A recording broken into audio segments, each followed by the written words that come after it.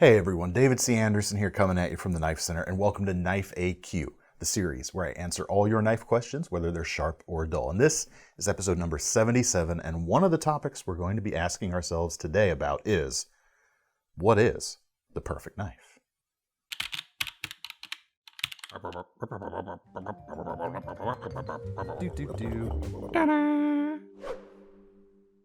All right, if you've never seen one of these Knife AQ episodes before, the basic deal is this. You guys, or gals, are gonna leave your questions down in the comments section below this video. I will go through them and pick out some cool ones to answer in a future episode. I'll sit here and talk about it, and Thomas there behind the camera will film me while I do it and making some snarky comments here and there. That's what we do. Might as well. Might as well. So if you want a chance to have one of your questions featured, leave them down below, and maybe we'll get you picked for not a previous episode, a future episode. That would be quite the feat. That makes more sense, future episodes. First question today comes from Matt Paisley. What do you think about fixed blade everyday carry, and what blade profile would you recommend? Personally, I'm stuck between a drop point or something upswept, ? What do I think about fixed blade EDC? I'm all about it. You've been looking for this question, haven't you? No, these things, they just come to me.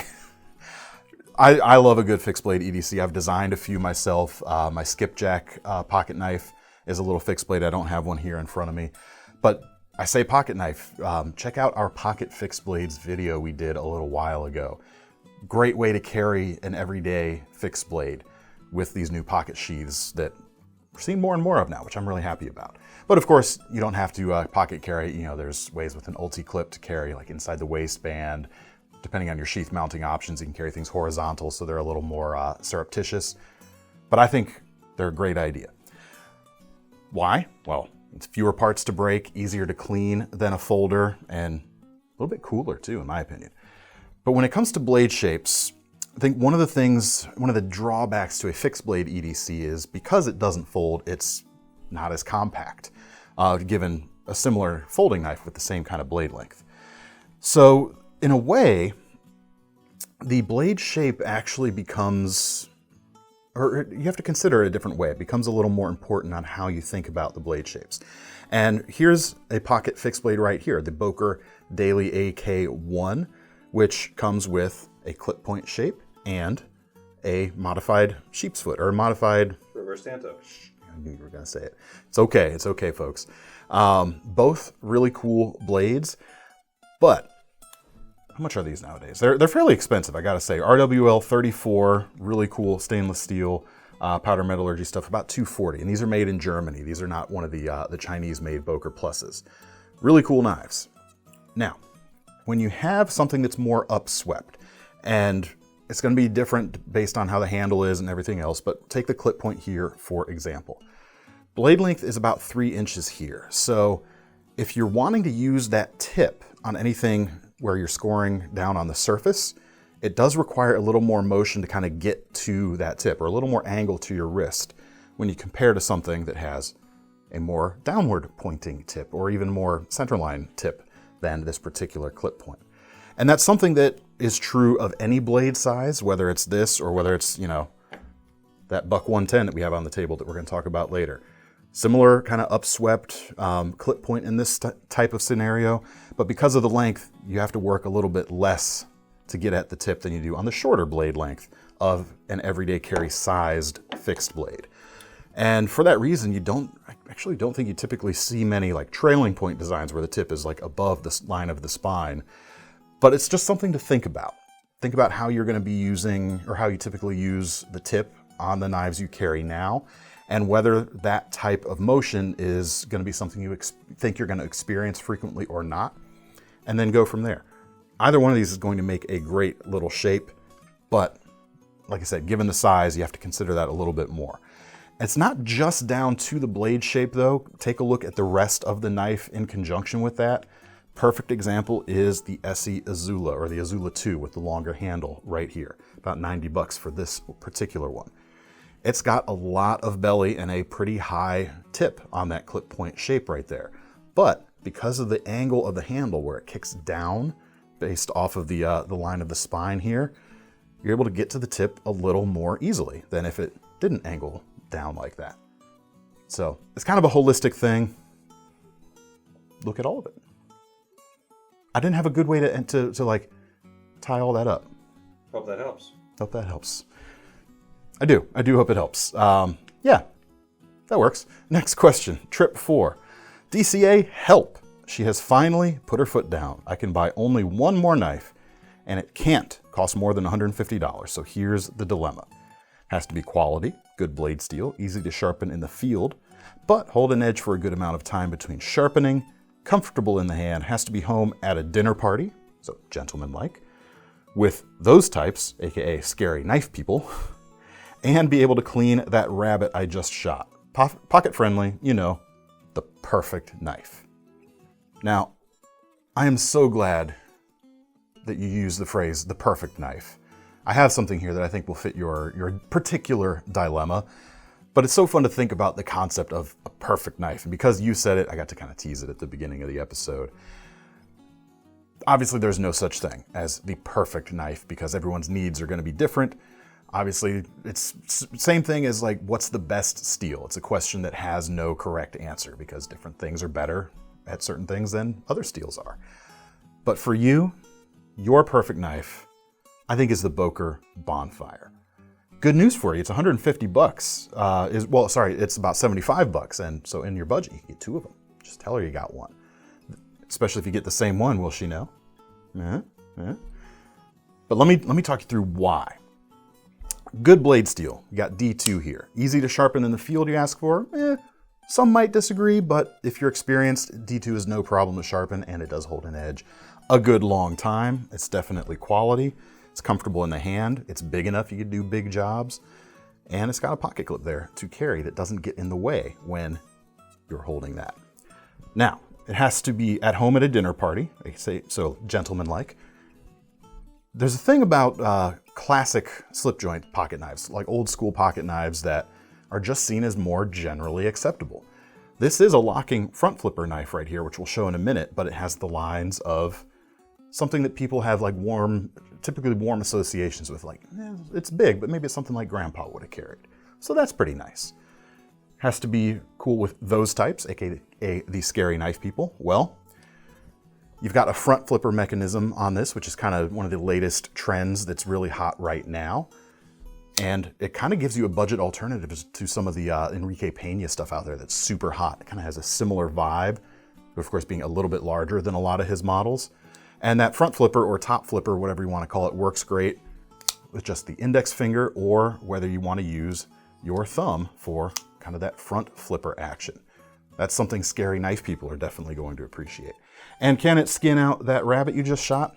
I mean, look at that. Absolutely. Blade length, we're dealing with about 3.5 inches. You got the clip point shape there with plenty of belly, narrow enough to get into tight spaces. I'd say so. Perfect knife. What do you guys think? Ladies, anyone? There's a wood version too. What does it come with? Cocobolo? A Bubinga wood handle if you'd rather go with that versus the green Micarta right here. And it's a fun word. Bubinga? Bubinga. Say it with me. Bubinga. Did you just say it? Do you think they just said it? I don't think so. Oh. That's a shame. My microphones haven't heard anything. But yes, trip 4. I think that's your perfect knife, the Boker Bonfire. Boker plus Bonfire. Really cool. All right, next question comes from M. Dunawaim. Says, I'm considering getting a custom Buck 110 or 112. The only thing that makes me hesitant is that they have no pocket clip. I'm not used to wearing a sheath, but could be convinced. Do you ever wear them, and how do they compare to the pocket clip? Yeah, I know what you're talking about. I've got a Buck 110 right here. Not a small knife, not a light knife either. Weight on these are 7.2 ounces. Fairly weighty indeed. So to help you manage that kind of 7.2 ounces of weight does come with a belt sheath right here. A little bulky though, you gotta admit. And if you're not used to carrying a sheath around, I can absolutely see why you would be a little hesitant. As for me personally, I actually do wear 2 belt sheaths every day. I carry a small flashlight and my Swiss Army knife in them, but I don't go for something like this. If you want something that's kind of unobtrusive, easier to get used to, easier to manage day to day, I really like a small sheath that can be worn on the belt horizontally. Unfortunately, this sheath does not do that right out of the box. Suppose you could mod it somehow if you were handy with stitching, or you could just buy a separate option. And pardon me while I find my correct tab. Here we go. Something like this would work really well. It's actually a Benchmade sheath for their balisongs, and it's only $10, and it can be worn either horizontal or standard orientation on the belt. And it will fit a 110. I tested it out very easily. A little bit of Velcro there, but with that sitting horizontally on your belt, it's very low profile, not going to get in the way. Not only because of that horizontal nature, but also because this particular sheath is a lot less bulky than the leather sheath that comes with that buck knife. So yeah, definitely. I think a horizontal sheath, I'm a big fan of carry that way. It's a very unobtrusive way to carry all kinds of gear day to day. Like I said, my Swiss Army knife, my S18 Evo grip, and my flashlight every day. One on either side. The nice thing about that too, versus a standard vertical sheath, is if you've got them set up towards the front of your body, you can actually reach it with a cross draw to the other side. So either hand can access it, and that's a lot harder to do with a vertical sheath. So hope that helps. The Ranger would probably be a little too small for that particular sheath, but there are a few sheaths we have on our website. You might have to poke a little bit where you can find some options. It's not to say a vertical sheath wouldn't be gotten used to. You absolutely would get to it. I just think the horizontal is much more friendly, shall we say. And a little less obtrusive to onlookers as well. You might not want to have a big knife belt sheath or knife sheath on your belt in some locations. The horizontal, your pants or your pants, as long as your shirt's untucked, oftentimes you're covered up anyway. So. And back in the day, you could just pretend it was a phone. Be that guy. All right. Next up, I don't have a name for this sub-segment, but I want to take this opportunity to address some comments from some previous videos. I've always said the folks in the comments section, you do a good job of keeping me honest. Occasionally I'll miss a point, you guys will bring it up, and I'll always try to either reply or favorite those comments so they're up at the top of the section for other people looking. Sometimes I miss some information, and this one I'm really embarrassed by. Earlier this week we had our knives that are legal everywhere styled video. We're not lawyers. We're not lawyers. Did we do a counter on that video? I don't remember. No, we didn't. Oh darn! Should have like ding ding every time we said that. But anyway, there is such an obvious answer to the first segment of that, of the 2-inch non-locking knives, that I wanted something that would provide a little bit of security, even though it didn't have a lock. And it's the Spyderco Squeak. And I did not show it, but I have a good reason for it. I forgot about it. Good enough for me? It's good enough for me. There's so many knives out here. I mean, we have thousands of different knife models in our warehouse over there, and it is easy to forget some things sometimes. And the other reason I didn't see it is because as I was filtering through our website, if you remember, the questioner in the beginning, or that we used to kick off that video, wanted a 2-inch non-locking knife made in the USA. That's actually something that's pretty easy to filter for on our website. If you go into the advanced filters on a search page, this is not made in the USA, but I was cruising the slip joints in the under 2-inch range, and this one wasn't in it because we had it miscategorized. That's been fixed now. The person responsible for that has been sacked. Probably. The person responsible for sacking has been sacked. Has also been sacked. But this is kind of obviously the answer. It's better than the small Spyderco knife I showed, the bee, or was it the honeybee? And it's better than the solution I had, which was modding a Spyderco Roadie to have a shorter blade. Decently, not super expensive, not a cheap knife, about $62 for this. Not too bad. Made in Italy. You've got an N690 blade. It is under that 2-inch mark, and because of Spyderco's choil there, if the blade were to disengage while you're using it, your finger's there to keep it from closing on your fingers. And there's enough there, 3-finger grip with enough height to the handle, that it feels really darn secure. So there.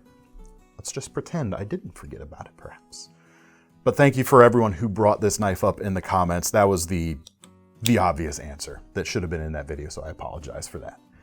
All right, next up, last week we did, or a week and a half ago, we had our debut episode of a new semi-recurring series called Beat the Icon, where we talked about the Para 3 from Spyderco. Here's mine right here, a sprint run from a couple of years ago, and other alternatives to it. And I got a lot of flack from a bunch of folks on that video for not including a Benchmade as a competitor to this. And a lot of people suggested specifically the bug out. So I'll address this in kind of two parts. As someone who regularly EDCs, it's funny to think of everyday carry, but you rotate what's everyday. But anyway, as someone who regularly carries both a bug out and a Para 3, I don't see these as competitors at all, really. First, there's a couple things that I think were very important about the Para 3. And first is the 3-inch blade length. Bug out, of course, goes a bit over that. And also, I think, in my mind, if you're attracted to what makes the Para 3 the Para 3, the bug out doesn't really feel like it's in the same style of knife or in the same class of knife. But interestingly, if you're interested in what the bug out has to offer, I can see the Para 3 lightweight as being a possible alternative. It's funny how that small distinction makes the difference in this case. So I can see this comparison right here, absolutely, especially these two in blue, about the same price with similarly performance leveled steels going on. But like I said, I think one of the real important things about the Para 3's identity is its 3-inch blade. And if I had to do a Benchmade as a competitor, I think there is a good one, but the blade length is over 3 inches on this particular knife. But if that's not a concern where you are, I think the Mini Presidio 2 is the closest thing to the Para 3 in Benchmade's lineup. It's got a similar overall length. Actually, the handle length when closed is darn near the same. They've both got a bit of that negative blade angle that helps the tip point forward a little more naturally. They've both got locks that let you keep the fingers out of the path. You guys know I love that. And I think that's an important part of the compression lock appeal of the Para 3. And the pricing on them is even not too dissimilar. I mean, the Presidio 2 here starts at about $135 versus the Para 3 is like, I think 140 something now. Maybe it's a little higher, but that also has S35 VN versus the S30V on this guy. But in terms of attitude and feel, girth in the hands, I mean, that's one area where the bug out doesn't have the same solid feel in the hands. This particular Benchmade, however, does have that. So that would be my Benchmade suggestion for the folks who really wanted to see a Benchmade in the running or in contention with that. The other thing that came up a lot, I mean, you guys threw out a lot of knives that were much bigger or much smaller. Like I said, 3-inch blade is kind of part of what I was looking for in that video with that still full grip handle. But this is an interesting one. A lot of folks actually mentioned the Buck 112. And at first I thought, not really. But if you put it up versus the new 112 Sport, I actually really like this comparison, and it's one I didn't even think about. Even taking away the sport side of things, you've got similar sizes, you've got 3-inch blades, and you've got girthy handles. And I think with the addition of the thumb studs and the deep carry pocket clip on the Ranger Sport, puts it even more so as, I think a viable competitor to the Para 3. You don't get the same rapid blade access or closing action. It's a little more deliberate. But if you can live with that, you got a lot of the same good things. You got the little downward canted blade, plenty of girth in the handle. Yeah, I think that's cool. Thank you everyone who suggested that 112. So that's just a quick opportunity to put the spotlight on some of the great stuff we see in our comments section here. It's worth looking at. If you have a good idea for the name of this little sub-segment, let me know. Maybe there's something good and punny that we haven't thought of yet. Always like a good pun. But that brings us now to our lightning round. And one of the quickest, fastest answers I'll ever give. Our Casca1 asks, tops or ESSE for hard use wilderness knives? Yes. Either one of those will do great. Hope that helps. Hope that helps. You can't go wrong with either of them. They make fantastic knives, both companies. Pick a design that speaks to you, grab it, take it out, abuse it, don't look back. You'll be in really good shape. Okay, that got a little longer. It got longer. After Dark asks DDCA, I guess Dear DCA, what is the purpose of an asymmetric edge? Both my Buck Sentry and my Kershaw Barricade seem to have edges comprised of two different angles, which makes sharpening a little more involved. What is the advantage to an edge like this?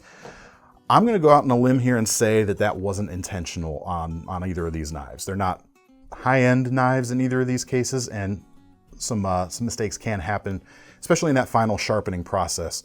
I will say, however, this particular Barricade, man, the edge is actually really nice. It might be a tiny, tiny bit off, but the edge itself is super thin on this one. So if it is off a little bit, it's not going to take much to reprofile that at all. On knives that don't cost an arm and a leg, you might see some irregularities like that here and there. Advantages, if it were intentional, probably not too much here, but maybe on a chisel ground knife that has a completely flat side and then is only sharpened from one side, that has some woodworking and even food prep applications, depending on the type of knife it's put on. But in terms of what you're looking at on those your two particular knives, it's not done for any intrinsic benefit. It's just they were holding the knife a little bit off when they went in and put the edge on it. Next question comes from Josh Sherman. Sherman, sorry, buddy. Is there a way to make a polished micarta handle less smooth? Super easy answer here. If you don't like kind of the level of gloss on your micarta handle, just get some light sandpaper, scuff it up a little bit. There you go. Super easy. Now, you might not be able to get it quite as rough as something like this ESSE right here without, really going down.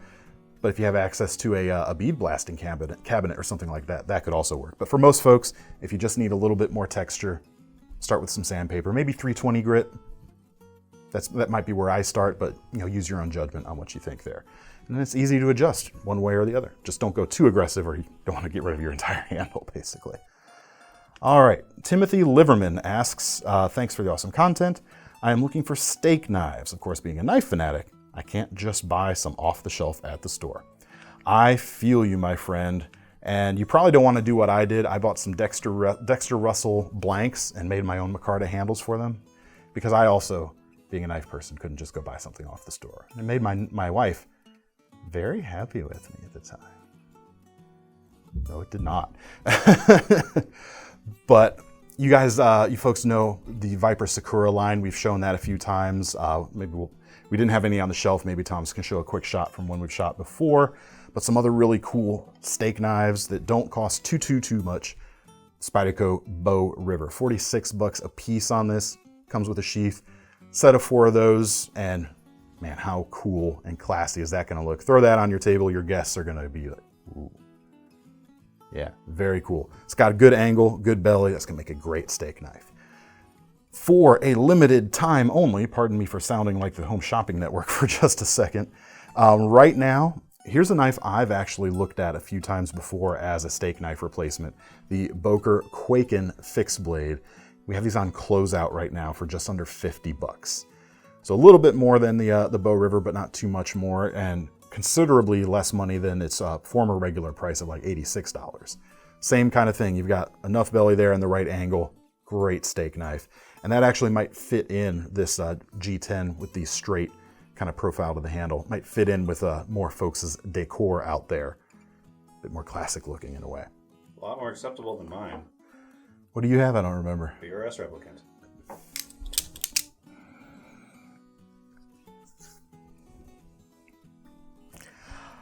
I have no words. It works. Which brings us to our last question, which is from Jeremy 2, who asks us our most serious question of the day.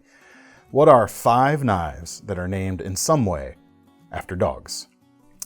Spyderco Pachi, Kaiser Sheepdog, CRKT Big Dog, Spyderco Dog Tag, and my favorite, the Becker BK9. It's BK9. Hope that helps. Actually, Revo has a K9 Karambit. I forgot about that. K9 was K9. That's doggy. Doggish. but that's all the time we have or at least that's all the questions I've pulled for you folks today. Remember, if you want one of your questions featured in a future episode, to have a chance at that, just leave it in the comments below. And in the meantime, you can check out all of these knives with the links in the description over at KnifeCenter.com. While you're there, make sure you are signed up for our Knife Rewards program, because if you're gonna spend money on one of these knives, you might as well earn some free money to spend on your next one. I'm David C. Anderson from the Knife Center. That's Thomas behind the camera. We're signing off. See you next time.